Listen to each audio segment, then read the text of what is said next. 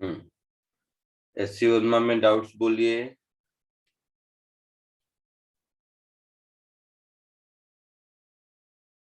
3 6 10 10 3 3 30 30 फटाफट 6 6। पहले एक बार भी डिस्कस नहीं किए हैं हम लोग। No sir. मुझे लगता है 1 to 21 तो पहले किए होंगे एक बार। नहीं सर। ठीक है पूछो, कोई नहीं। 3 6 10 15 कौन सा नंबर? 15 15। और बोलिए। 18 18। और कुछ ऐड करना है किसी को?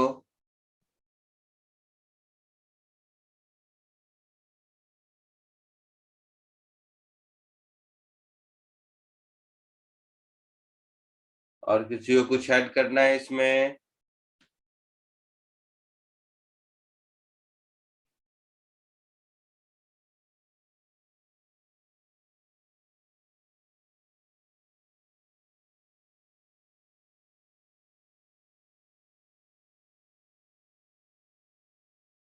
नहीं। चलो सबसे पहले क्वेश्चन नंबर 3।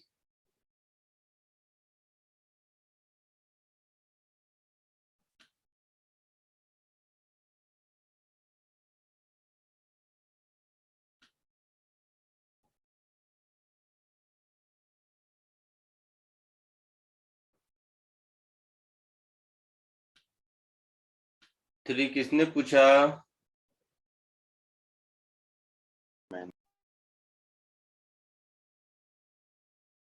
आंसर 0।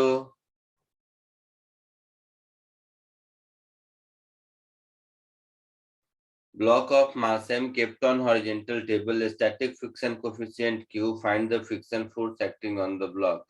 बताया था ना, स्टैटिक कंडीशन में फ्रिक्शन फोर्स अप्लाइड फोर्स के बराबर होता है। हाँ या ना? Yes sir. जिसने पूछा बताओ।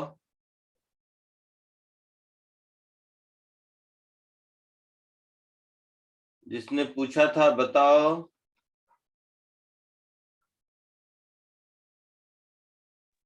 सर मैंने। तो घर में मान लो कहीं एक कुर्सी टेबल कुछ भी रखा हुआ है, तो फ्रिक्शन कितना एक्ट कर रहा है? जब तक खींचोगे नहीं तब तक 0 एक्ट कर रहा है, जरूरत ही नहीं है फ्रिक्शन की।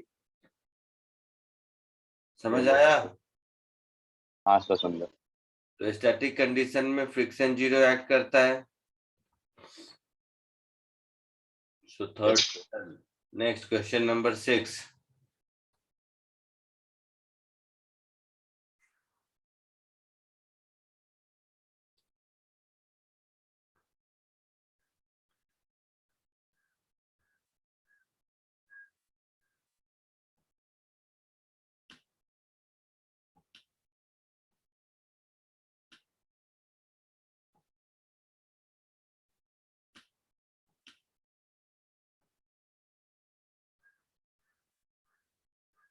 A body of mass 2 kg is lying on a rough horizontal plane, inclination 30 degree. Find the magnitude of force parallel to incline needed to make the block move up the incline। ऐसा ऐसा।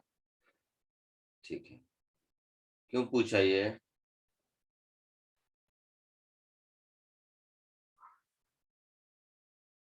Class में इससे बढ़िया बढ़िया question करा चुका हूं मैं।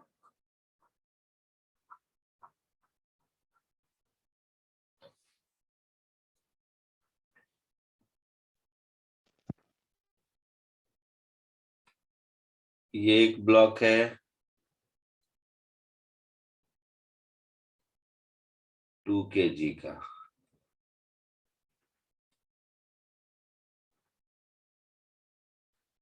इसमें पैरेलल टू द इंक्लाइन कितना फोर्स लगाएं? कि ब्लॉक ऊपर मूव करे, यही है। Yes sir. तो ब्लॉक जब ऊपर मूव करेगा तो फ्रिक्शन किधर लगेगा, पीछे। Yes sir. तो ये हो गया मेरा फ्रिक्शन फोर्स का डायरेक्शन।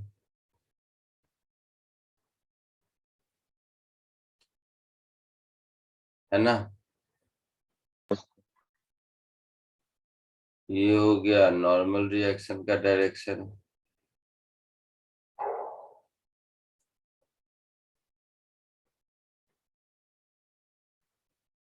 ये हो गया, ये कितना होगा नीचे वाला। सर 20। हाँ, वैल्यू क्या होगा ये बताओ।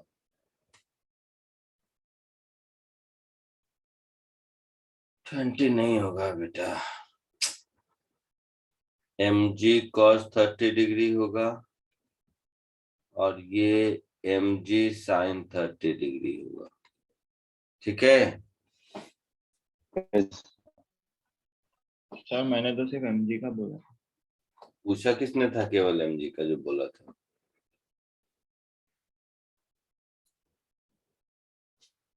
सो ऊपर मूव करने के लिए force should be greater than equal to friction का maximum value plus mg sin 30। ऐसा होगा,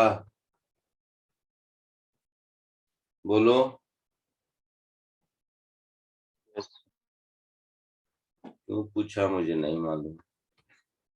सो mu mg cos 30 degree plus mg sin 30 degree. तो mg बाहर, mu cos 30 degree plus sin 30 degree. Mass है 2 kg, तो mg 20 हो गया। Mu कितना दिया है, क्वेश्चन भी नहीं पता है। म्यू कितना दिया है,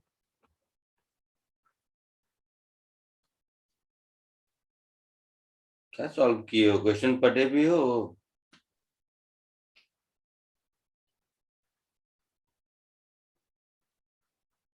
कितना दिया है म्यू, 0.2। पक्का देखा है ऊपर।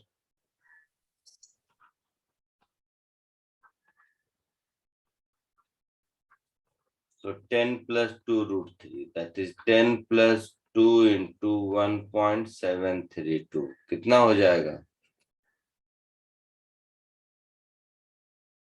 Almost 13 Newton.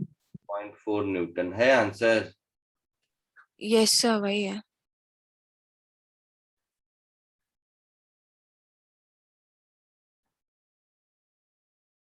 बी पार्ट में डाउन द इंक्लाइन मतलब नीचे आना है।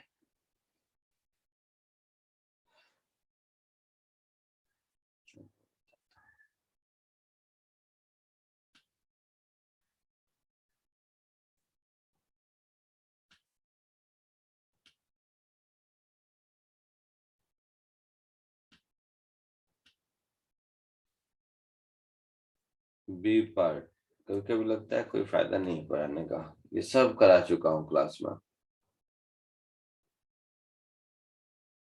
डाउन द इंक्लाइन, तो जब नीचे आएगा तो फ्रिक्शन फोर्स किधर होगा,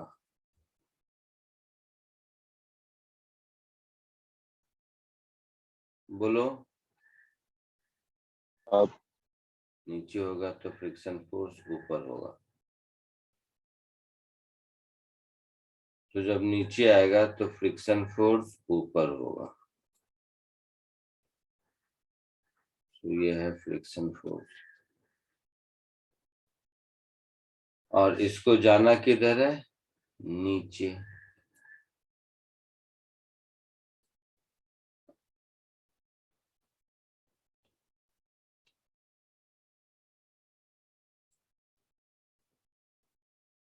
तो देखो, अगर ये नीचे जाना है तो mg sin theta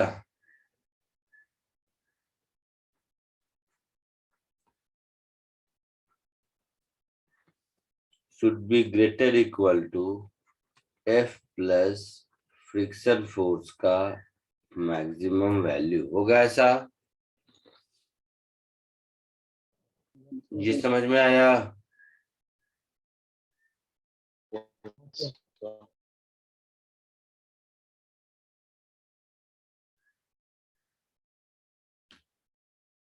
so mg20 sin 30 1/2, तो ये हो गया 10 should be greater equal to F friction का maximum value mu mg cos theta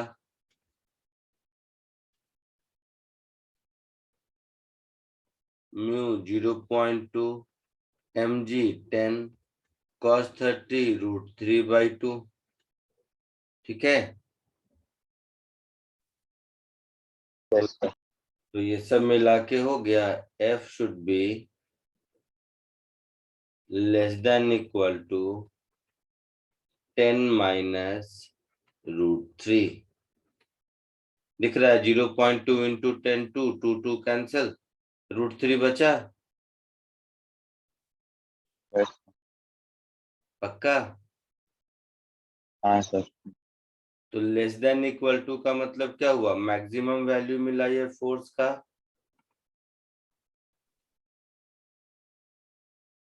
आया समझ में? हाँ सर। आंसर क्या है? 6.53। 10 माइनस √3 कितना आएगा?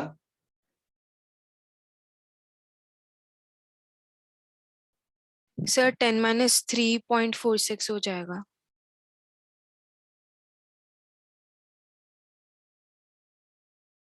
सर मैंने दूसरे मेथड से किया था। अरे मेथड मार बोले। 10 माइनस √3, क्वेश्चन पढ़ने दे मुझे फिर से, कहाँ गया होगा? Body 2 kg lying, find the magnitude of the force parallel to the incline needed to make the block move up the incline और दूसरा down the incline. Coefficient of static friction 0.2। 2 minute रुको। तो mg sin थीटा का value 20 और 10 आता है। Friction force का maximum value आता है √3। तो डाउन द इंक्लाइन खुद ब खुद आएगा। डाउन द इंक्लाइन ऐसे भी आ जाएगा। Yes sir, yes sir. Maximum minimum, minimum word पूछा है क्या क्वेश्चन में? नहीं,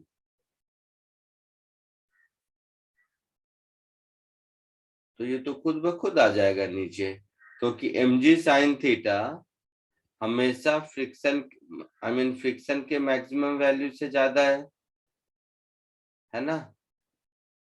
mg sin थीटा की वैल्यू फ्रिक्शन के मैक्सिमम वैल्यू से ज्यादा दिख रही है। समझा कुछ कि नहीं मैं क्या बोल रहा हूँ? हाँ सर समझा। तो mg sin थीटा की वैल्यू फ्रिक्शन के मैक्सिमम वैल्यू से ज्यादा है, तो एक्स्ट्रा फोर्स की जरूरत कहाँ है? ये खुद ब खुद नीचे आएगा। तो मेरे हिसाब से तो 0 आंसर होना चाहिए। हाँ सर 0 ही है। लोगों ने क्या 10 पॉइंट समथिंग बोला? वो sir actually step by step करने से दूसरा आंसर आता है पहले। तो ये हो गया F मैक्सिमम और F मिनिमम, ये 0 होगा, है ना? Yes sir. मैक्सिमम वैल्यू मिला ना, तो इसका मतलब है fix, I mean force is not needed, खुद ब खुद नीचे आएगा। F मिनिमम 0, ये आंसर होगा। आया समझ में? Yes, sir. ऊपर वाले ए में तो F मैक्सिमम मिला था, सॉरी F मिनिमम मिला था, तो मिनिमम 13.4 चाहिए ही चाहिए। सेकेंड केस में मैक्सिमम चाहिए 10 माइनस √3 और मिनिमम 0। आया समझ में? 6 Yes, sir. जल्दी लिख लो। 6 के बाद 10 15 18, जल्दी कॉपी करो जिसको करना है।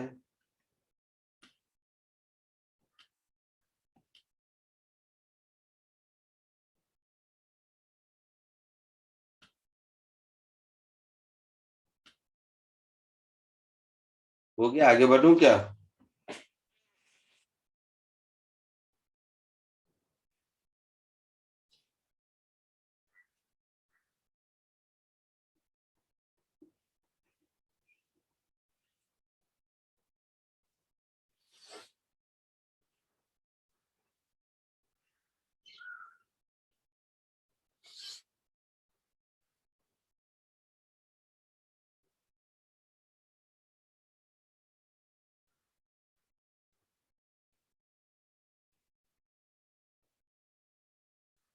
आगे बढ़ूं?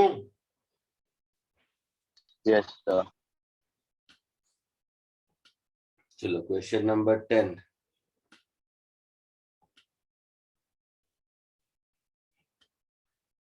एंगल ऑफ फ्रिक्शन नाम का चीज बताया है मैंने। Yes sir. तो ये क्यों पूछा, किसने पूछा ये सब? सर ये मैंने पूछा। तो ये एंगल ऑफ फ्रिक्शन का डेफिनेशन दिया हुआ है, और जो एंगल ऑफ फ्रिक्शन डिराइव किया था उसी को प्रूव करना है।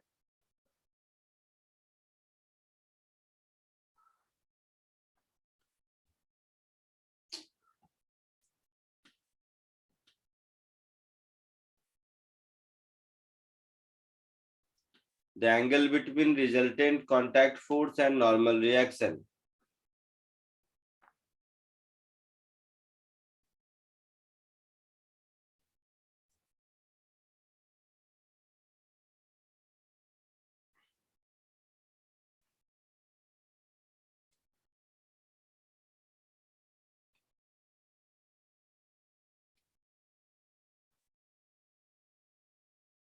ये नॉर्मल रिएक्शन mg के बराबर हो गया, ये फ्रिक्शन हो गया।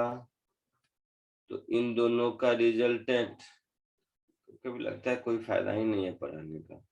जो नोटबुक में लिखाया है हूबहू वही क्वेश्चन है, फिर भी आइडेंटिफाई नहीं कर पा रहे हो। फर्क इतना है कि उसमें थीटा बोला था मैंने, इसमें लैम्डा है और कुछ नहीं। इन दोनों का रिजल्टेंट कांटेक्ट फोर्स यही है।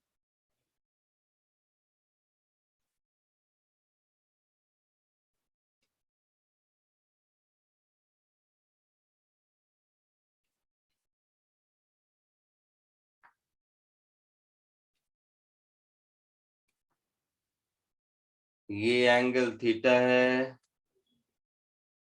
जो इसमें लैम्डा लिखा है, सॉरी ये लैम्डा लिखा है ना, lambda be the angle of friction. Yes sir.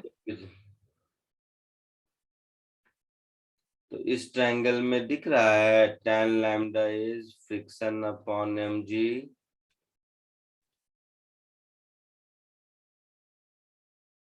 दिख रहा है। Yes sir. Friction is always less than equal to mu mg। तो इसको यहाँ सब्स्टिट्यूट कर दीजिए। So tan lambda is always less than equal to mu mg upon mg.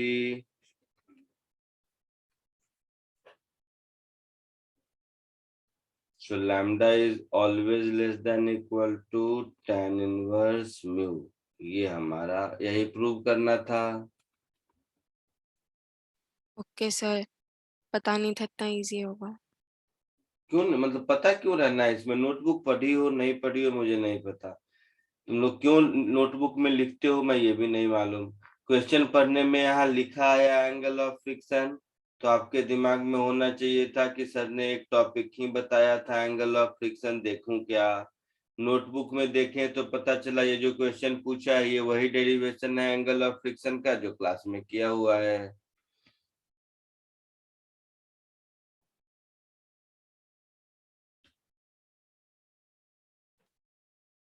Next 15, 18, 13, 30। 15, 80, 30, 18, 30, 15 दोनों।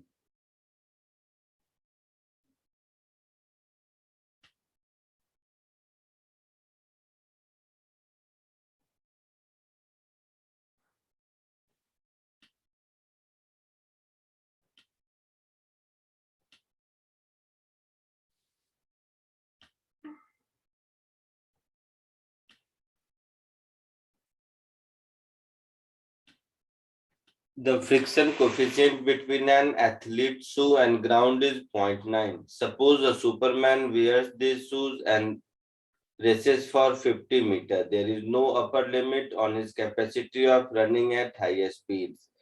Find the minimum time that he will have to take in completing 50 meters starting from rest. Friction force का maximum value कितना हो सकता है? Mu M G हो सकता है। Yes sir. तो जब हम चलते हैं तो फ्रिक्शन हमारे मोशन का सपोर्ट करता है। Yes sir. और हमारे मोशन का अपोज भी कर सकता है। चलती ट्रेन से उतरो तो जूता और हमारे बीच का फ्रिक्शन मोशन को रोकता है। समझ रहा है कुछ? Yes sir.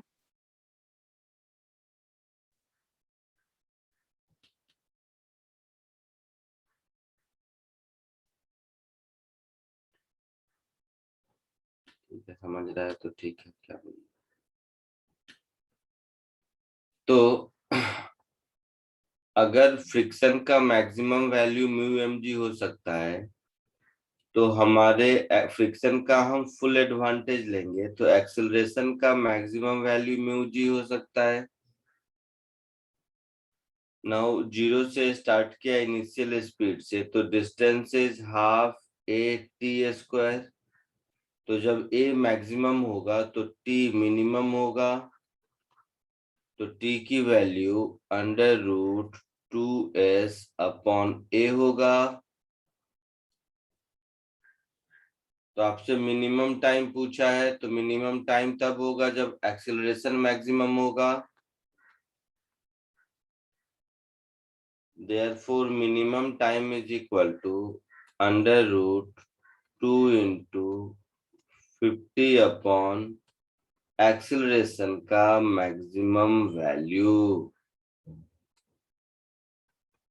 that is under root 2 into 50। acceleration का maximum value mu g है। mu कितना दिया है? 0.9। तो ये हो जाएगा अंडर रूट 100 अपॉन 0.9 into 10, 9।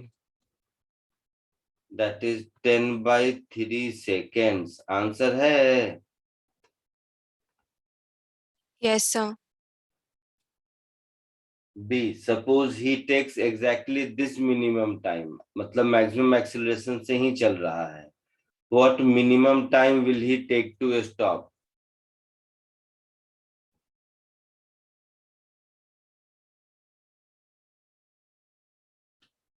देखो B के केस में अगर रुकना है तो उस केस में ये फ्रिक्शन फोर्स रिटार्डेशन देगा।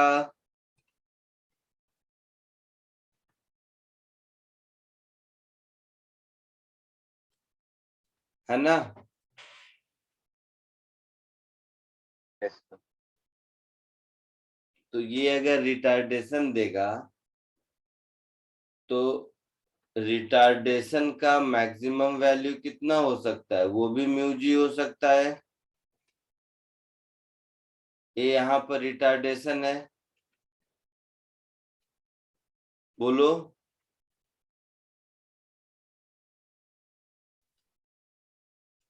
फ्रिक्शन का क्या है? जिधर जरूरत हो उधर लगता है। तो मोशन का सपोर्ट करना है तो आगे लगेगा, मोशन का अपोज करना है तो पीछे लगेगा। अगर हमें रुकना है तो हम फ्रिक्शन हमारे शू और ग्राउंड के बीच पीछे लगेगा। तो मैक्सिमम रिटार्डेशन इतना हो सकता है ना?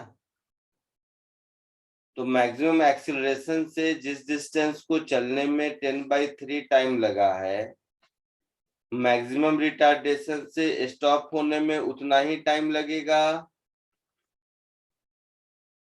नहीं समझे?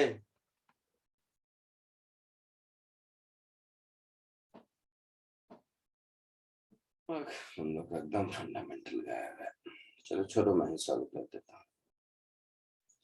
Suppose he takes exactly this minimum time to complete the 50 meter. What is the minimum time he take to stop? चलो, लोगों का बहुत बुरा हालत है। ये जितनी बातें, इसका मतलब है घर में सॉल्व करने की कोशिश ही नहीं की हो। वो क्वेश्चन देख के छोड़ देने को सॉल्व करना नहीं कहते हैं, क्वेश्चन के साथ फाइट मारना होता है। हुआ नहीं हुआ, नहीं हुआ तो क्यों नहीं हुआ, दिन रात सोते जगते खाते उस पर सोचेंगे। तुम लोग पता नहीं क्या पढ़ रहे हो, भगवान जाने।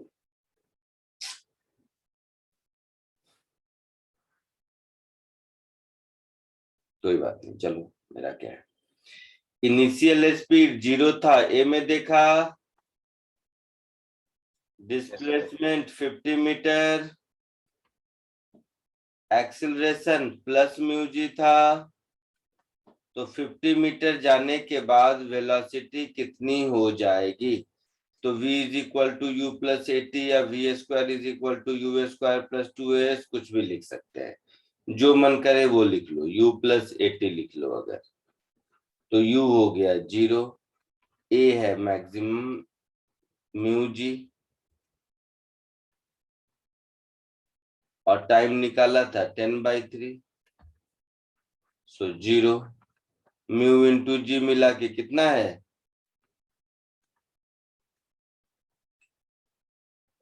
क्वेश्चन तक फिंगर टिप्स पे नहीं रटा हुआ है, क्या करोगे तुम लोग? 30 मीटर पर सेकेंड। तो ये हो गया चलने की कहानी। अब क्वेश्चन क्या है कि 30 मीटर पर सेकेंड से चल रहा है,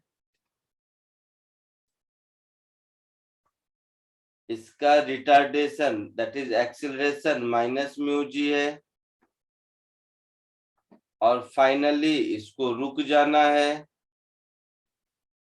तो टाइम कितना लगा ये पूछा है। So 0 is equal to 30 minus mu gt। तो t की वैल्यू क्या हो जाएगी? 30 अपॉन म्यू जी। तो 30 upon 0.9 into 10, that is 30 upon 9, that is 10/3 second, वही जो आया था। है दोनों का आंसर 10/3 सेकेंड दिया हुआ? Yes sir.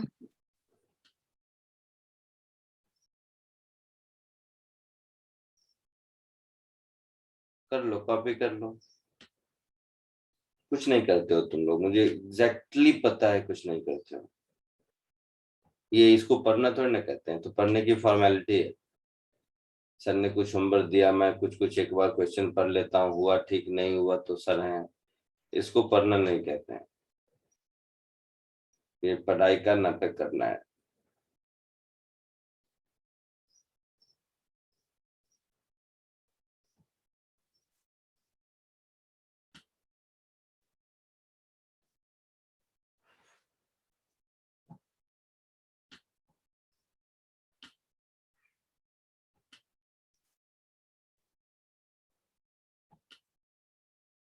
लिख लिया सबने?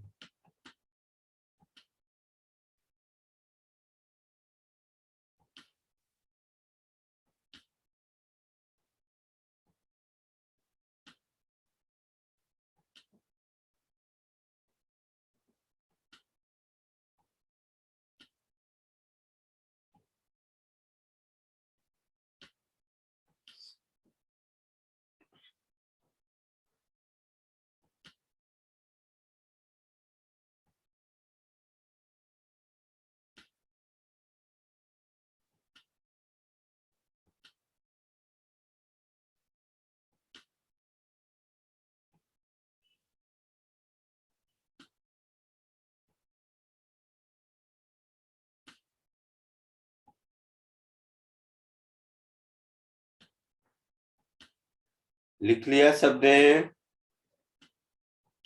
Yes, sir.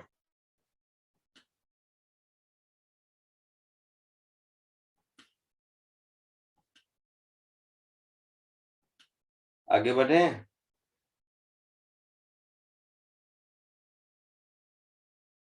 सर आप एक बार इसके ऊपर वाला दिखाओगे क्या? मैं स्क्रीनशॉट ले लेता कौन सा देखना है? हूँ। इसके ऊपर वाला। अरे वही तो पूछ रहा हूँ, 5 बार लिख लिया क्या? लिख लिया क्या तो नहीं, इसके भी ऊपर।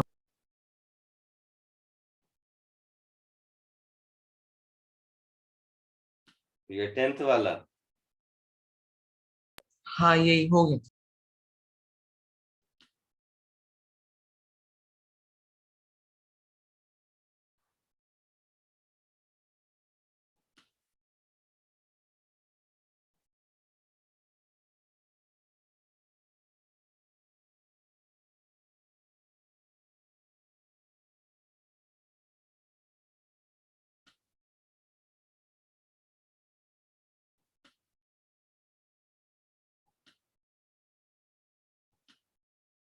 हो गया।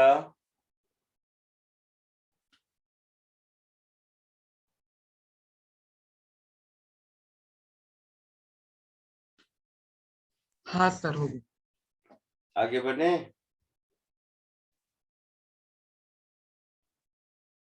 हाँ क्वेश्चन नंबर 18 किसने पूछा?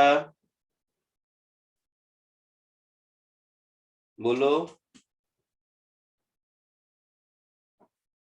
बताओ तो सही, किसने पूछा 18?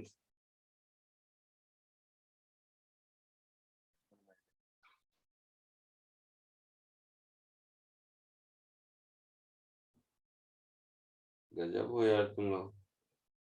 सर मैंने मैंने पूछा। क्लास में नोट्स वगैरह लिखता है? हाँ सर। हाँ सर। उसको देखता भी है कभी? हाँ सर। हाँ सर। नोटबुक में निकालो लेक्चर नंबर 3 का नोट्स निकालो अभी।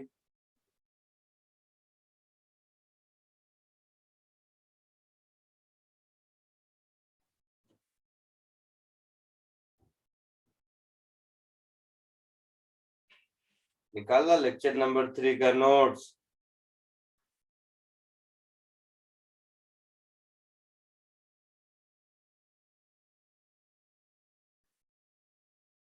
बोलो, मिला? इसके पिछले से पिछले लेक्चर का नोट्स आपके नोटबुक में मिला? हाँ सर। मिला। उसमें क्वेश्चन नंबर 5 देखो।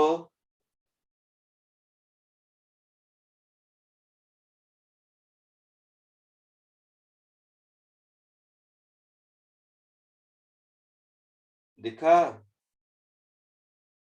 हाँ क्या है उसमें लिखा हुआ?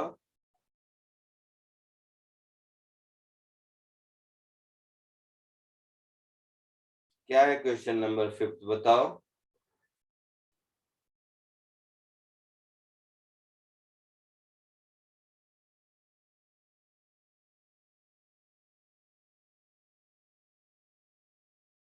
बोलोगे, पढ़ के सुना सकते हो? क्वेश्चन नंबर 5 क्या है? हाँ सर। क्या Mass है? M1 and M2 are placed on a rough inclined plane as shown in the figure. Find out the acceleration of a block contact force between this surface.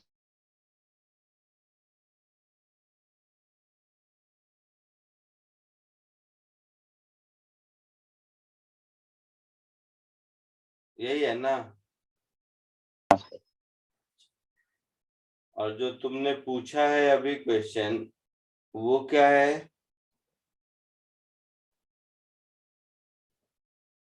वो कुछ और है या वही है? 1 kg 2 kg की जगह 4 kg 2 kg है। हाँ सर, हाँ है समझा। ना? हाँ सर। तुम बताओ क्यों नहीं मुझे गुस्सा आएगा? सिमिलर क्वेश्चन करा चुका हूँ, उसमें वैल्यू चेंज कर दिया है तो पूछ रहे हो। हाँ सर, समझा। समझा से काम नहीं चलेगा। सारे लोग अभी इस क्वेश्चन को सॉल्व कीजिए, अभी के अभी। मैं 200% श्योर हूँ कोई घर में कुछ नहीं करता है, कुछ भी नहीं करते हो। अगर अपने नोटबुक से ये आइडेंटिफाई नहीं कर पा रहे हो कि एग्जैक्टली सिमिलर टाइप का क्वेश्चन किया हुआ है, तो क्या करना है इस पढ़ाई का मुझे नहीं मालूम। किसको बेवकूफ बना रहे हो? मुझे, पेरेंट्स को, खुद को? सोच लो।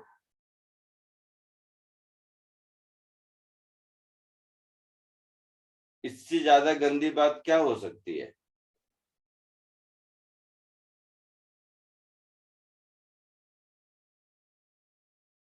मुझे बताने में क्या दिक्कत है? मैं तो, मेरे दिन रात का काम है, 2 मिनट लगेंगे मुझे, बट तुम खुद सोचो। जब क्वेश्चन डायग्राम सेम ऐसा इसलिए कराता हूं ना कि जब आप बुक खोल के प्रॉब्लम सॉल्व करने जाओ तो, बट तुम लोग का तो अलग ही लेवल है भाई। मजाक बना रखा है तुम लोगों ने पढ़ाई का। तुम लोगों को लगता होगा तुम लोग बहुत स्मार्ट हो, ऐसा हो वैसा हो। बिलीव मी, तुम लोग अपने साथ क्या कर रहे हो? This is as stupid as suicide.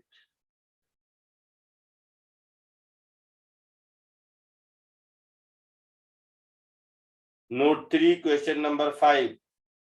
I believe, हालांकि मुझे पता है कि मैं गलत बिलीव कर रहा हूँ, कि सब अपने नोटबुक में लिखे होंगे, और अगर लिखे हो तो उसको देख के सॉल्व करो 18th अभी। उसको देख के, खुद से तो होगा नहीं मुझे पता है तुमसे, बट कम से कम उसको देख के ही सॉल्व करके बताओ। जल्दी, फास्ट। 10 मिनट का टाइम दिया आपको, 8:20 हो रहा है, 8:30 में पूछता हूँ।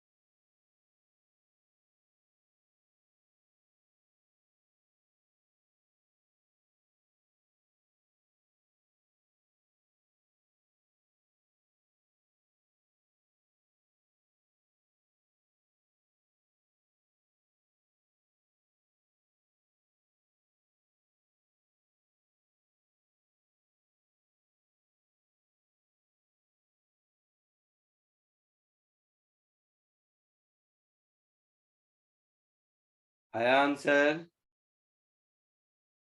Yes sir. ए बी दोनों का आया? हाँ सर। क्या आंसर आया बी का? सर बी का 2.4, और ए का? 2.69। Notebook SC. वर्मा बुक से आंसर मिला के देखा? यस सर, करेक्ट है। आंसर करेक्ट है? हाँ सर।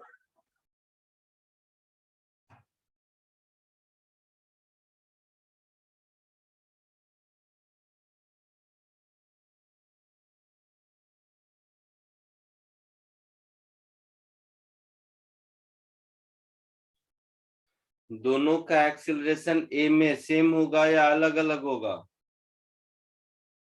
4 kg और 2 kg का?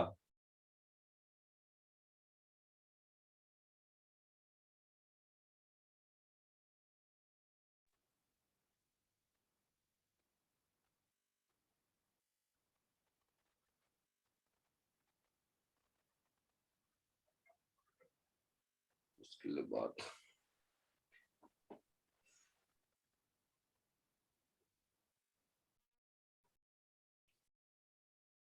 ए पार्ट में मैं फिर से पूछ रहा हूँ, ए पार्ट में दोनों ब्लॉक कॉमन एक्सीलरेशन से जा रहा है या अलग अलग से जा रहा है?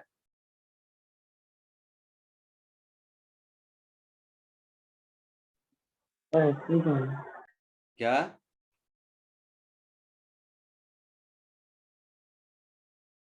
अरे सॉल्व क्यों, बोलो तो सही, क्या टाइम ले रहे हो, मैं समझ नहीं पा रहा हूँ। सॉल्व क्यों, इतना तो पता होगा ना कि whether both are moving together और सेपरेटली इन पार्ट ए।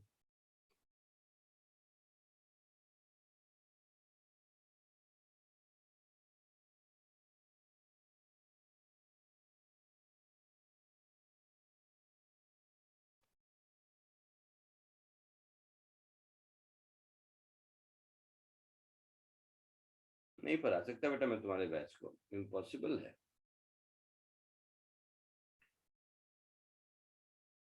मुझे शर्मा रही है, मैं किसको पढ़ा रहा हूँ। 4 kg का वेट कितना होगा? 40 Newton. 40 Newton. Down the incline mg sin theta वाला कितना होगा? हाँ। तो पिछले 10 मिनट में फोर्स तो रिजॉल्व किया होगा ना। 4 kg का डाउन द इंक्लाइन कंपोनेंट कितना होगा?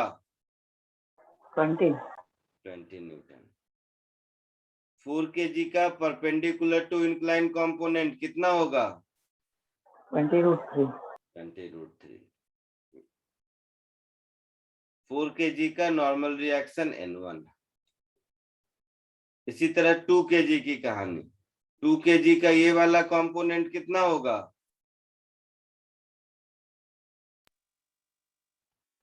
10 न्यूटन। क्या?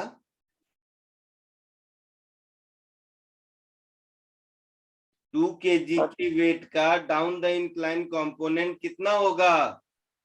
10 न्यूटन। 10 न्यूटन। तो ये 10 न्यूटन, ये वाला कितना होगा? 10√3। 10√3 न्यूटन। अब देखो, इन दोनों के बीच का फ्रिक्शन इस पर इधर लगेगा, हाँ सर। इस पर इधर लगेगा, फ्रिक्शन 2। ये दोनों कांटेक्ट में है तो ये इस पर फोर्स इधर लगाएगा और Yes, ये sir. इस पर उतना ही फोर्स इधर लगाएगा। Newton third law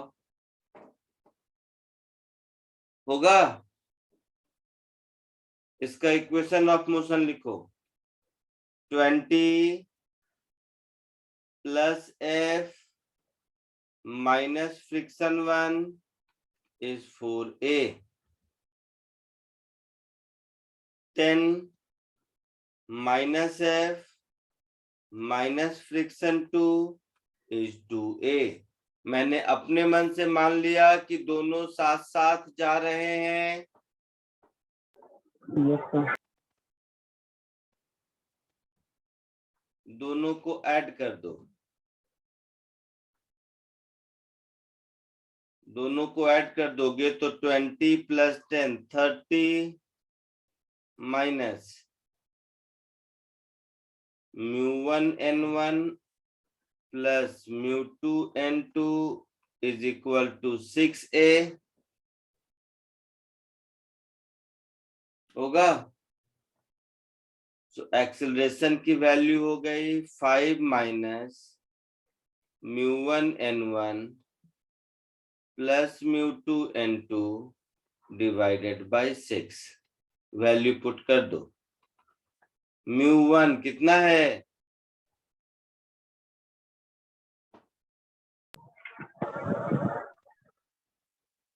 0.2. 0.2। n1 कितना है? 20√3. 20√3। mu2 कितना है? 0.3. 0.3। n2 कितना है? 10√3. अपॉन 6।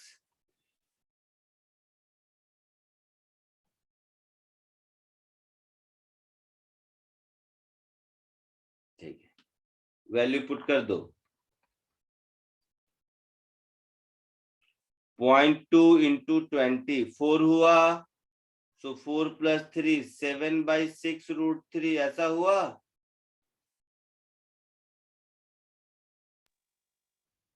बोलो।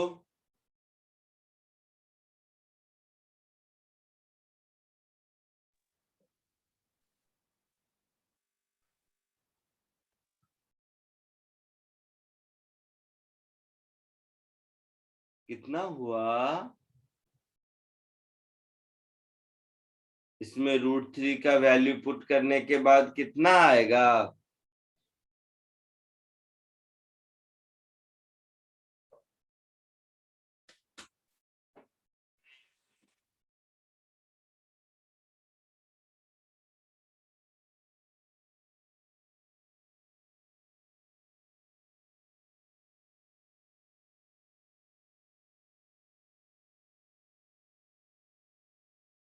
बोलोगे मल्टीप्लिकेशन डिवीजन कुछ आता है?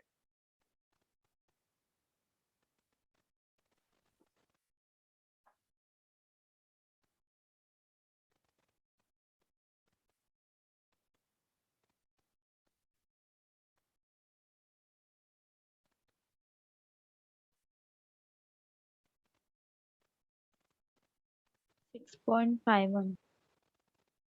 कितना आता है? 6.51 आया मुझे. हे भगवान, 5 से छोटा होगा इतना तो पक्का है। 2 पॉइंट समथिंग आएगा।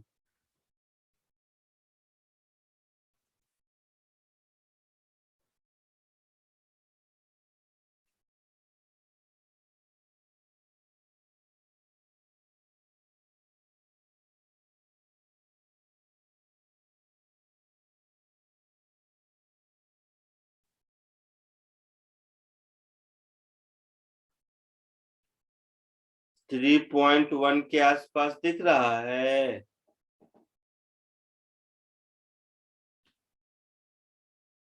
बोलो।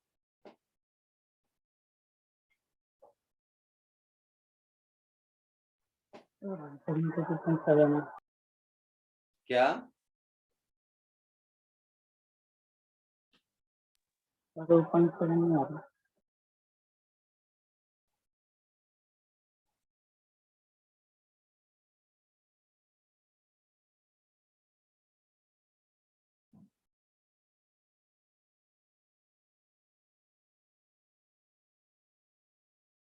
क्या बोल रहे हो? आंसर कुछ और है ऐसा बोल रहे हो? Yes, sir. mu1.2 mu2.3 mu1.2 mu2.3 2 kg 30 kg 4 mu1 mu2 का वैल्यू एक बार चेक कर लो। ये जो कुछ भी है यही आएगा, इसमें क्या है। 40 का हो गया 20 प्लस 10 30, एफ एफ कैंसल, ये दोनों ऐड हो गया तो ए की वैल्यू बिल्कुल सही है। फर्क सिर्फ इतना है, √3 को प्रॉपर अगर 1.732 करके लिखोगे तो देखो कितना आता है। 2 2 जा 4, 4 प्लस 3 7, 7/6 √3, बिल्कुल सही।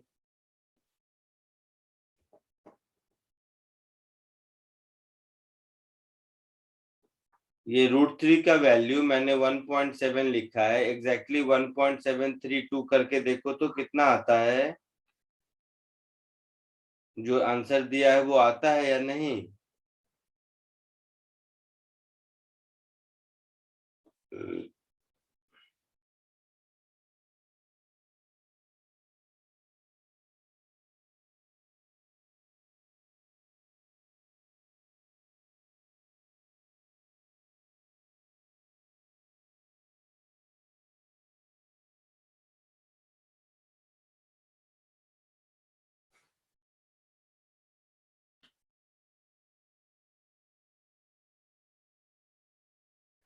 हाँ बिल्कुल आ रहा है 1.732 लिखे।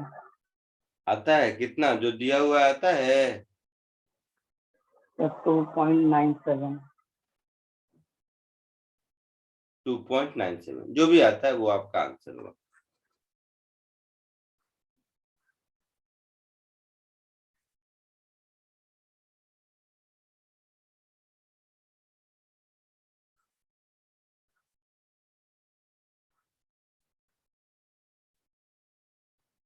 कितना आया 2.97। सेकेंड पार्ट में क्या पूछा है, μ1 और μ2 का वैल्यू इंटरचेंज कर दिया है।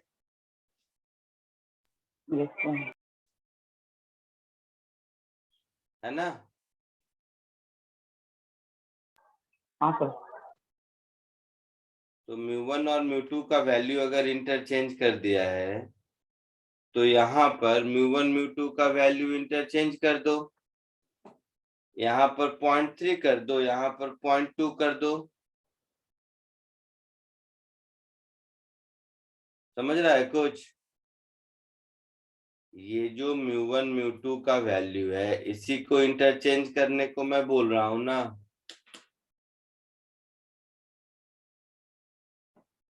तो इसको इंटरचेंज करोगे तो वो 8/6 √3 आ जाएगा। Yes sir. 7/6 की जगह 8/6।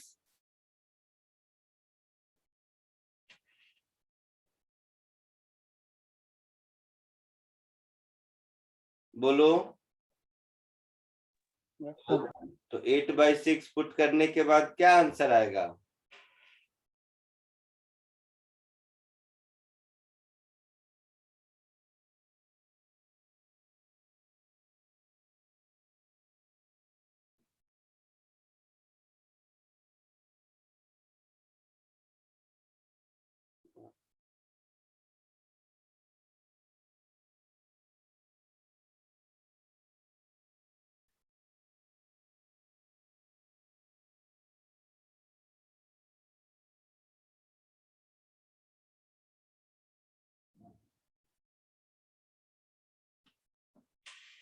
चलो तुम लोग नहीं समझोगे, तुम लोगों के बस का है नहीं। अरे एक चीज सिखाना है, वहां तक पहुंचता हूँ। 8/6 पुट करो, क्या आंसर आता है। 2.7। 2.7 आता है। अब जरा सा ध्यान से सुनना सब, ये आंसर होगा नहीं। अब क्या है, ये एक्सीलरेशन का 2.7 वैल्यू पुट करोगे 1 और 2 किसी में तो एफ नेगेटिव आ जाएगा। मतलब इस केस में दोनों ब्लॉक कांटेक्ट में है ही नहीं। ये जो एजम्पशन लेके सॉल्व करेंगे ये गलत होगा।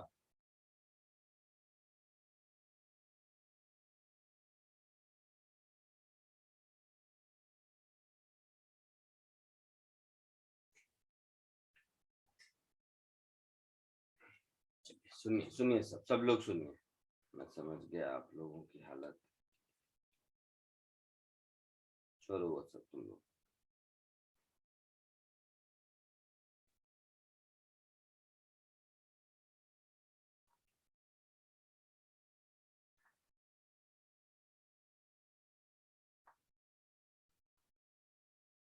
ये एंगल थीटा है, ये कोई एक ब्लॉक है,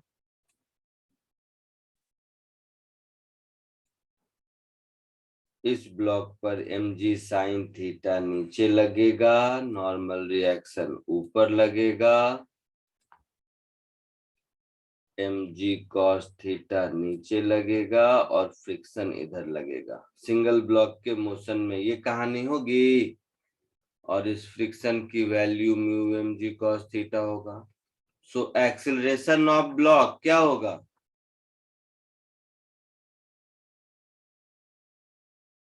जी sine theta minus mu cos theta, ये एक्सीलरेशन ऑफ ब्लॉक होगा। Yes sir. पक्का?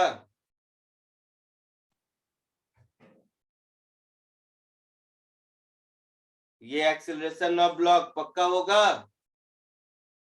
इसमें कोई डाउट किसी को?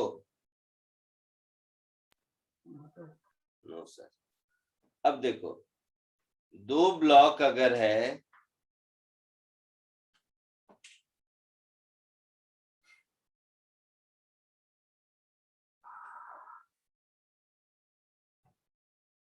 ये मास से इंडिपेंडेंट दिख रहा है रिलेशन? Yes sir. तो अगर ये दो ब्लॉक है, ब्लॉक नंबर 1, ब्लॉक नंबर 2, दोनों अभी कांटेक्ट में नहीं है मान लो, तो इसका एक्सीलरेशन a1 इधर, इसका एक्सीलरेशन a2 इधर। ध्यान से सुनना सब। So a1 will become g into sine theta minus म्यू1 cos theta and a2 will become g into sine theta minus म्यू2 कॉस थीटा। ठीक है, इंडिपेंडेंटली अगर करेगा तो ऐसा होगा। अब जितना मैं कहता हूं सिर्फ उतना सुनो। जो ए क्वेश्चन ए है, क्वेश्चन ए में जो म्यू1 म्यू2 का वैल्यू दिया हुआ, लिखने की जरूरत नहीं है गधा टाइप, सिर्फ देख के बता सकते हो।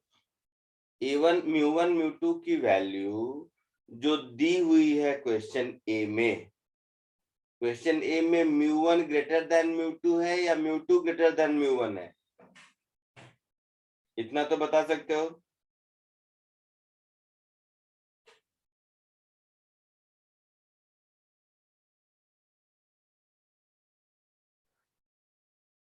क्वेश्चन नंबर ए में म्यू1 म्यू2 में किसकी वैल्यू ज्यादा है?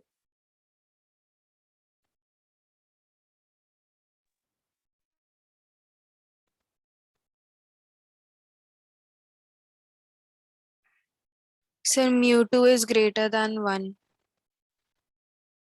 म्यू2 इज ग्रेटर देन म्यू1 क्वेश्चन नंबर ए में। Yes sir. म्यू2 इज ग्रेटर देन म्यू1। तो म्यू2 अगर ग्रेटर है म्यू1 से, ध्यान से सुनना, म्यू2 जब भी ग्रेटर होगा म्यू1 से, तो a2 का एक्सीलरेशन a1 से कम होगा। Yes sir. मतलब दोनों कांटेक्ट में नहीं रहेंगे। नीचे वाला म्यू2 अगर म्यू1 से ज्यादा है, मतलब ऊपर वाला स्लो चल रहा है, नीचे वाला फास्ट चल रहा है, दोनों सेपरेट हो जाएंगे। Yes sir. क्लियर? यही अगर पीछे वाले का एक्सीलरेशन आगे वाला से ज्यादा आएगा तो दोनों साथ साथ चलेंगे। Yes Yes sir. sir. Yes और पीछे वाला आगे वाला पर फोर्स भी लगाएगा। Yes sir. ये पार्ट Yes, का sir. ये जो हम लोगों को 2.97 आंसर आ रहा है, और आंसर मैच नहीं कर रहा है, नहीं कर रहा है, हाँ सर। इससे कम हाँ है। सर। तो उसका रीजन क्या है, हमने ए पार्ट में मान लिया कि दोनों ब्लॉक साथ साथ चल रहा है, यही किया और सॉल्व कर दिया। लेकिन ध्यान से देखो, since mu2 is greater then mu1, इसका मतलब है आगे वाला फास्ट है और पीछे वाला स्लो है, मतलब दोनों सेपरेट हो चुका है and both are moving independently. Yes, sir. ये बात समझ आई? Yes, sir. तो देखो, अब ए बी जो भी पूछे हम सॉल्व कर सकते हैं, अगर ये बात समझ आया तो। इसलिए मैंने इसमें 10 मिनट टाइम सब कुछ दिया कि एक तरह से हम पहले कर चुके हैं। पहले वाले में ध्यान से सुनो, mu1 0.2 है शायद, देखो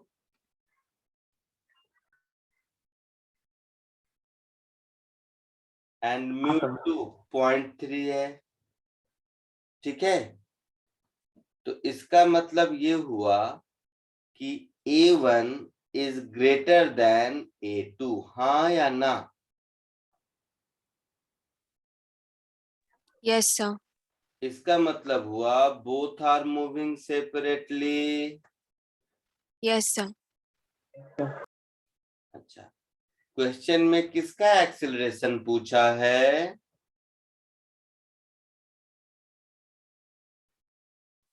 2 kg block.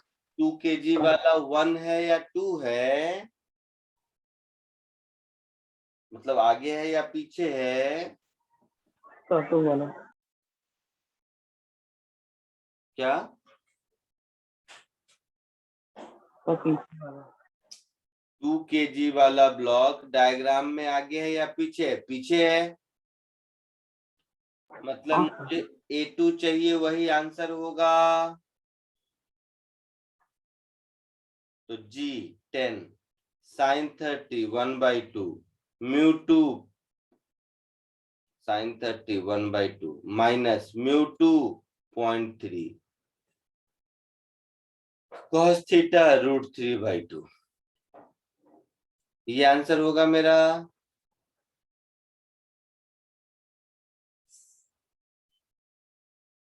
So 5 into 1 minus 0.3 into √3. That is 5 into 1 minus 0.3 into 1.732.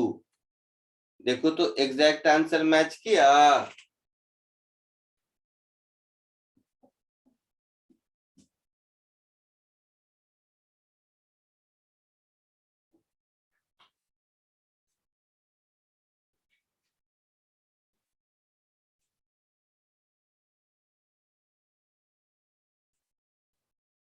Yes, sir. क्या आया? Sir, 2.4. 2.4, यही आंसर भी है। Yes, sir. क्वेश्चन में पूछा नहीं है, बट इसमें पूछता force of interaction between these two, तो आंसर 0 होता।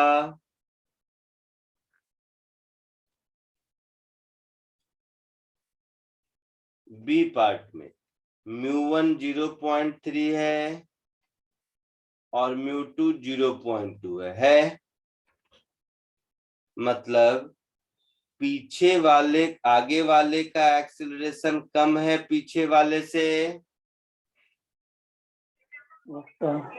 तो पीछे वाला उड़ के तो जाएगा नहीं, आगे वाले को धक्का देगा और दोनों साथ साथ जाएंगे।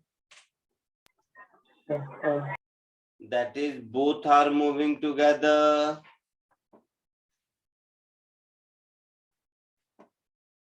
हाँ या ना?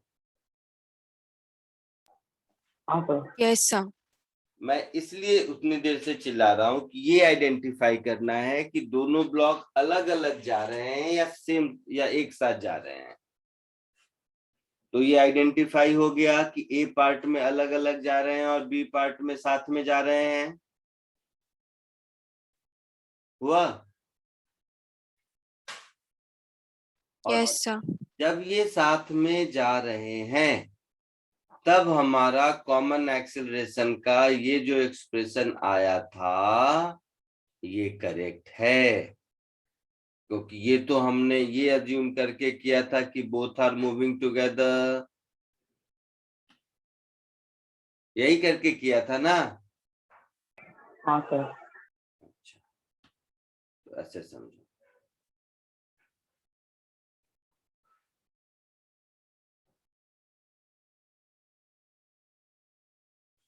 तो ये जैसे ही आइडेंटिफाई हो गया कि both are moving together, A का वैल्यू नीचे सब्स्टिट्यूट कर दीजिए।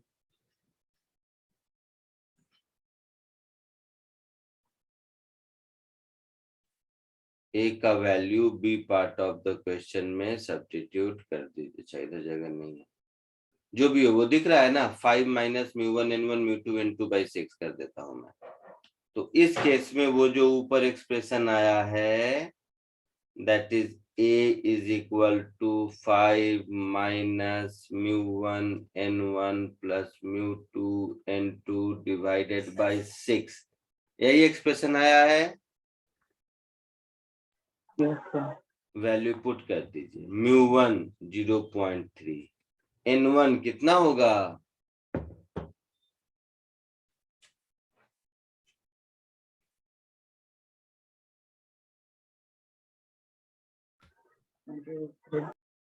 कितना? 20√3। 20√3। आगे 2 kg वाला है,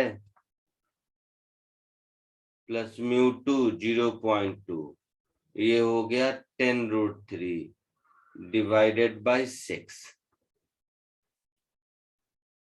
तो ये हो गया 5 माइनस 3 2 जा 6, 6 प्लस 2 8, 8 बाई 6 मतलब 4/3√3, ऐसा कुछ है ना।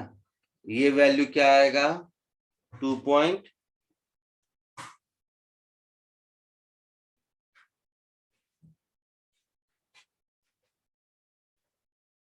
बोलो।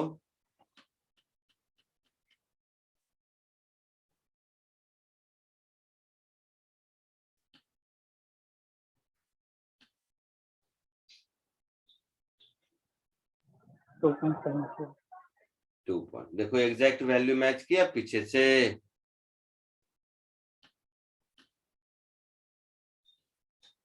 है पीछे एग्जैक्टली वही। Yes sir. तो समझ आया, ये एक अच्छा क्वेश्चन था। 2.7 कितना बोल रहे हो? 2.74 मीटर पर सेकेंड स्क्वायर। तो मैंने जो क्लास में वो क्वेश्चन कराया था इसलिए कराया था कि घर जाके इस क्वेश्चन को अटेम्प्ट कर सको। उसमें भी देखो 2 केस कर। अच्छा पहले चलो इसको कॉपी कर लो, चलो इसको कॉपी कर लो। ये इस चैप्टर के इस बुक का वन ऑफ द बेस्ट सम मुझे लगता है। कॉपी कर लीजिए जल्दी।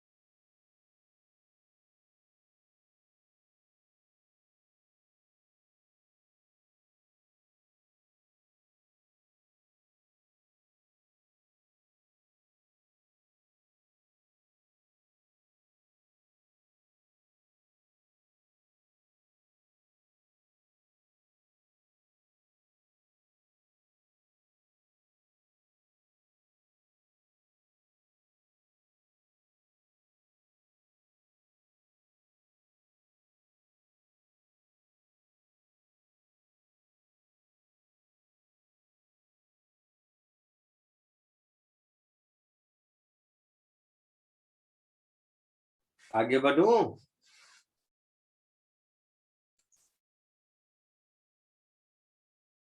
आगे बढ़ूं?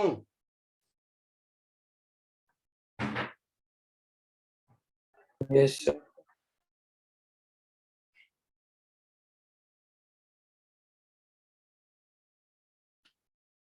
Yes sir.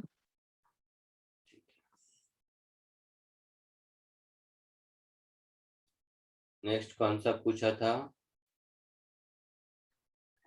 30. 30।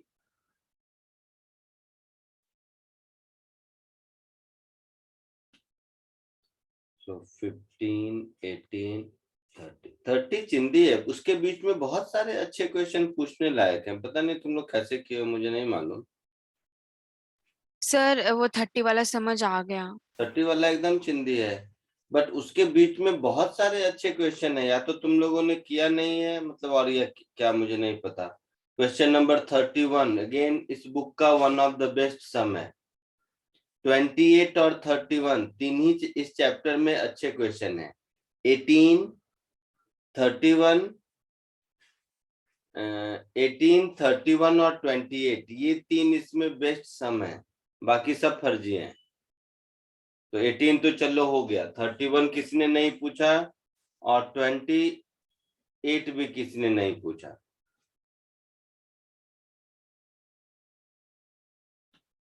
पता नहीं तुम लोग कैसे सॉल्व किए हो, मुझे नहीं मालूम। 21 सॉल्व हुआ है, क्लास में मैं कराया हूँ क्या? क्वेश्चन नंबर 21 देखो तो, वो भी अच्छा सम है।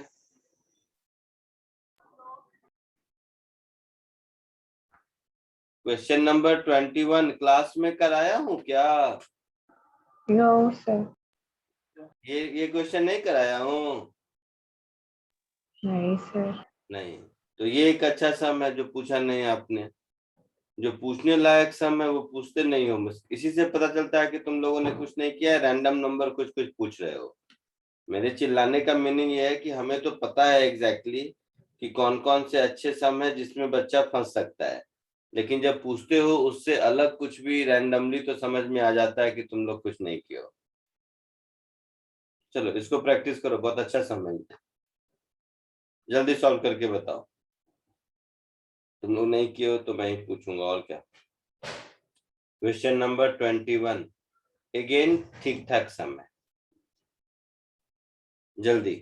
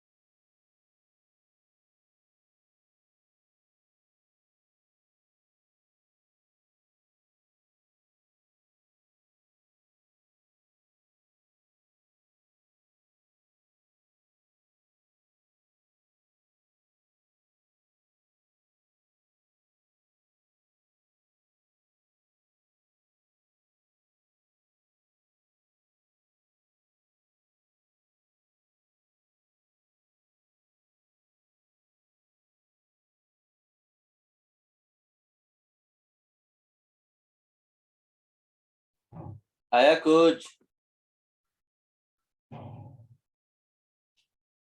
सर बस एक मिनट, थोड़ा सा टाइम।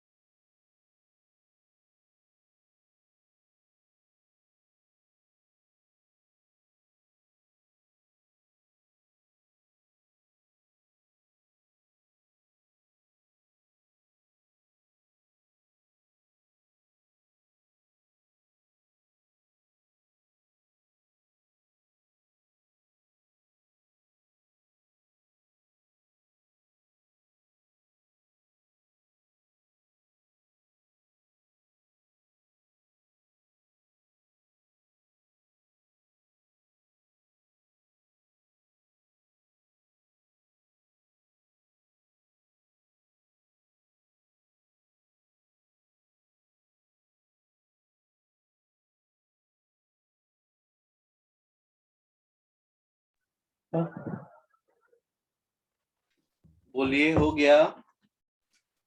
हाँ sir. Very good. Answer match किया? Yes sir. वेरी गुड, बहुत अच्छा। इसलिए घर में करोगे तो घर में भी करेगा। चलो, ये इस स्ट्रिंग को F फोर्स से पुल कर रहा है, तो ये स्ट्रिंग इसको ऊपर की ओर उतने ही फोर्स से पुल करेगा, Newton third law. Yes sir. इसका खुद का वेट mg नीचे, और ये वाला प्लेटफॉर्म इसके ऊपर n ऊपर लगाएगा। तो इस आदमी का फ्री बॉडी डायग्राम देखो, इस आदमी पर F ऊपर, इस आदमी पर N ऊपर, और इस आदमी का खुद का वेट कैपिटल mg नीचे। ये इस आदमी का फ्री बॉडी डायग्राम हो गया। Yes, sir. अब इस प्लेटफॉर्म का देखो, इस प्लेटफॉर्म का खुद का वेट स्मॉल mg नीचे, इस प्लेटफॉर्म पर n नीचे, ये इस पर n ऊपर लगाया तो ये इस पर उतना ही n नीचे लगाएगा। Yes, sir. इस पर ये वाला F ऊपर, आई मीन राइट साइड में, ग्राउंड का नॉर्मल रिएक्शन ग्राउंड लगाएगा, mg इधर, और ग्राउंड और इसके बीच का फ्रिक्शन इधर। तो इसका फ्री बॉडी डायग्राम ड्रॉ करेंगे तो फोर्स इधर, फ्रिक्शन इधर, स्मॉल mg इधर, n इधर, और ग्राउंड का नॉर्मल इधर। यही कहानी होगी। Yes, sir. अब ये सिस्टम इक्विलिब्रियम में रहेगा, Yes, sir. तो इसके इक्विलिब्रियम के लिए F plus n should be capital mg, Yes, sir. n should be capital mg minus f, ऐसा होगा। Yes, sir. अब ये स्लाइड नहीं करे, मतलब F should be less than equal to friction का मैक्सिमम वैल्यू, तभी आगे नहीं जाएगा। Yes, sir. इसके इक्विलिब्रियम के लिए होगा ऐसा। Yes, sir. Yes, sir. So F should be less than equal to mu into normal reaction of ground, होगा। नॉर्मल रिएक्शन ऑफ ग्राउंड को स्मॉल n प्लस mg लिख सकते हैं, capital N plus small mg। Yes, sir. n की वैल्यू यहां से यहां डालो, so capital mg minus f plus small mg। So इधर हो गया mu into G common capital M plus small m minus mu f is इधर ऐसा f को इधर ले जाओ तो f into 1 plus mu, this should be less than equal to mu g into capital M plus small m। So f should be less than equal to mu g capital M plus small m upon 1 plus mu, है ना। Yes, sir. Less than equal to का मतलब क्या हुआ, maximum force. यही पूछा है। Yes, sir. Match किया answer, Yes, sir. Yes, sir. Copy कर लो जल्दी फटाफट। 2-4 क्वेश्चन खुद से अपने साइड से करवाया था, क्योंकि जो अच्छे क्वेश्चन है वो तो तुमने किए नहीं, पूछे नहीं, मुझे नहीं समझ आया क्या किए हो तुम लोग। बाकी फालतू जितने हैं वो पूछे जा रहे हो।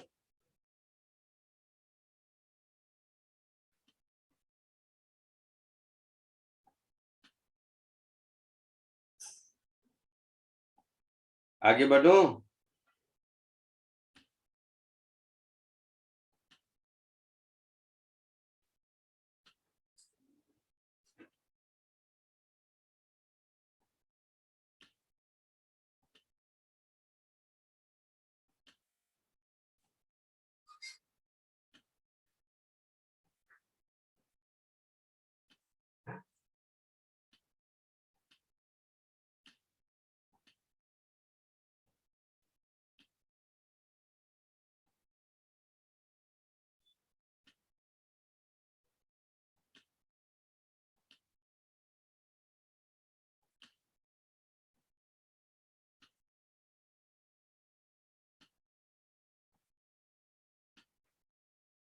आगे बढ़ूं। Yes, sir. चलो ये 24th करो, ये भी एक अच्छा क्वेश्चन है, तने आप लोगों ने क्यों नहीं पूछा? जल्दी फास्ट, 2 मिनट का काम है।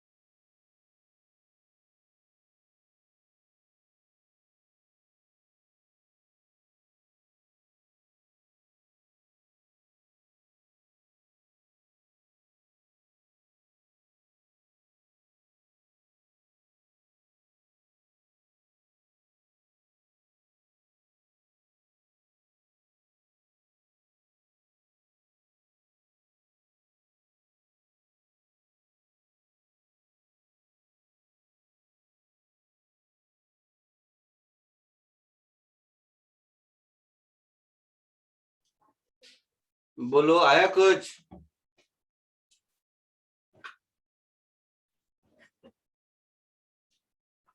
आया कुछ?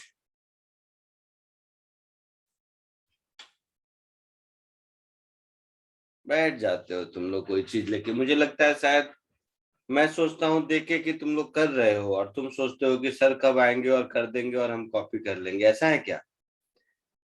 अगर ऐसा है तो हम बेकार टाइम बर्बाद करते हैं। मैं लिखता जाऊं, मैं करता जाऊं, No, sir. तो उससे तो और अच्छा होगा, आपका सिलेबस जल्दी खत्म होगा फटाफट।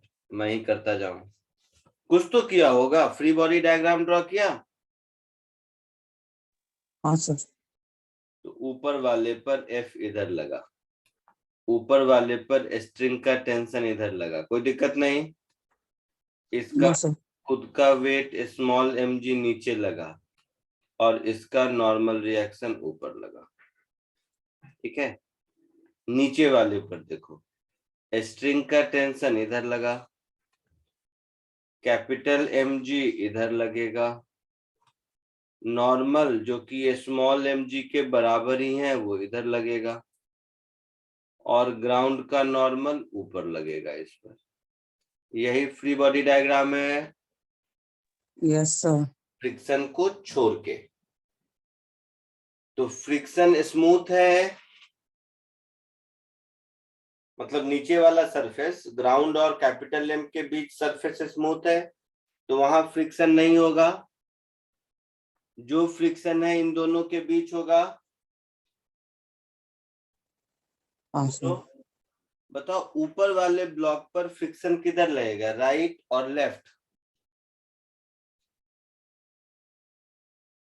और नीचे वाले पर किधर लगेगा, राइट और left?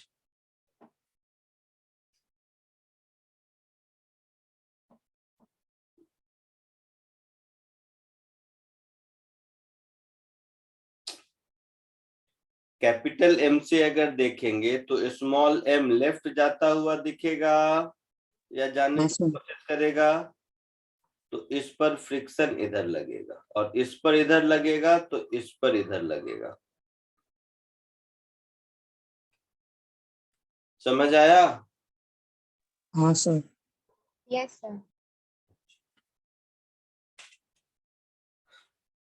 Question A. What maximum horizontal force can be applied without disturbing the equilibrium of system? यही है, मतलब F should be less than equal to T plus friction का मैक्सिमम वैल्यू, तभी ऊपर वाला नहीं हिलेगा। बोलो। Yes sir. एंड नीचे वाले के लिए T should be less than friction का मैक्सिमम वैल्यू, ये ऊपर वाले के लिए, और ये नीचे वाले के लिए।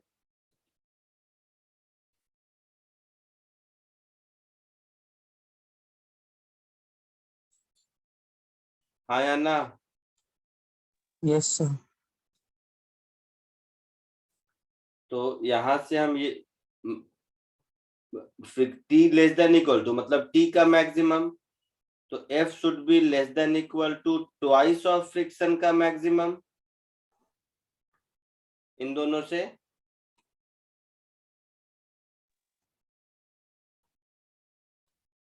बोलो। Yes sir. So less than equal to twice of mu n, that is twice of mu mg है आंसर। हाँ sir. So maximum force that can be applied without disturbing the equilibrium is 2 mu small mg। आया समझ में? Yes sir. B part में क्या पूछा है? Suppose horizontal force is double that found in part A. Find the acceleration of two system. अब इससे ज्यादा फोर्स लगाएंगे तो डेफिनेटली इक्विलिब्रियम में नहीं रहेगा। Yes sir. तो ऊपर वाला लेफ्ट जाएगा और नीचे वाला राइट जाएगा। तो ऊपर हाँ, वाला सर। का इक्वेशन ऑफ मोशन क्या होगा? F minus T minus friction का maximum value is equal to small ma। नीचे वाले का क्या होगा? T माइनस फ्रिक्शन का maximum value is equal to capital Ma। होगा ऐसा? बोलो।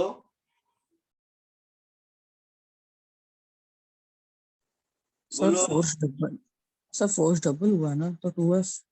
फोर्स F का वैल्यू बाद में पुट करेंगे कितना हुआ, अभी तो मैंने F ही रहने दिया है। दोनों A एक्सेलरेशन से मूव कर रहा है, तो ये A एक्सेलरेशन से इधर जाएगा और ये A एक्सेलरेशन से इधर जाएगा। तो F minus friction minus T is small ma, T minus friction is capital Ma। दोनों का एक्सेलरेशन सेम रहेगा क्योंकि स्ट्रिंग का लेंथ कांस्टेंट है। Yes sir. तो यहां से मिला F माइनस 2 टाइम्स फ्रिक्शन का maximum value is A common small m plus capital M। Yes sir. F क्या है? ऊपर में जो आंसर आया है उसका ट्वाइस, मतलब 4 mu mg minus 2 mu mg is equal to A into small m plus capital M। So 2 mu mg is equal to A common small m plus capital M. So acceleration A is 2 mu mg divided by small m plus capital M. Answer आया समझ में? Yes sir. Copy कर लीजिए।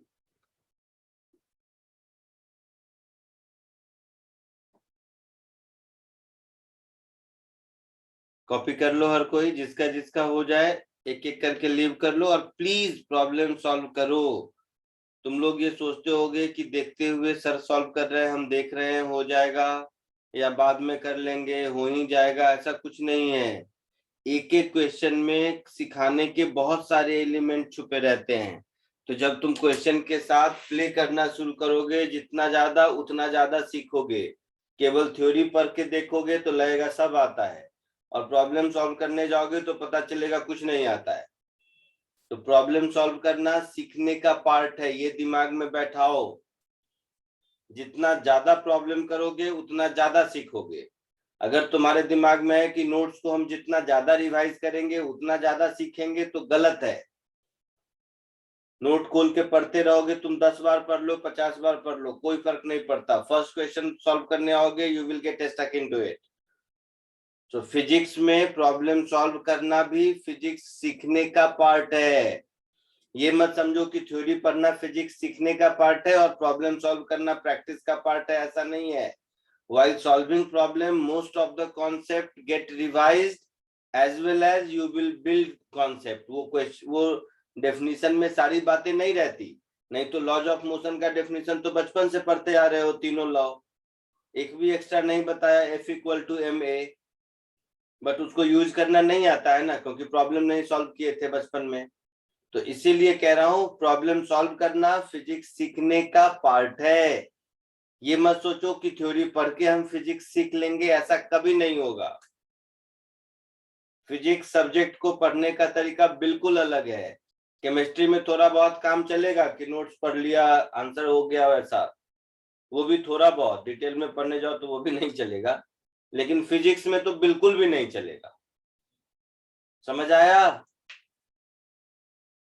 Yes, sir. Yes sir. Yes, sir. ठीक है, चलो copy कर लो और जिसका जिसका हो जाए निकलते जाइए। आज के लिए इतना ही, नेक्स्ट लेक्चर में मिलते हैं। नया chapter work for energy start करेंगे। Thank you, sir. Have a thank good you day. Sir. Thank you sir, bye sir.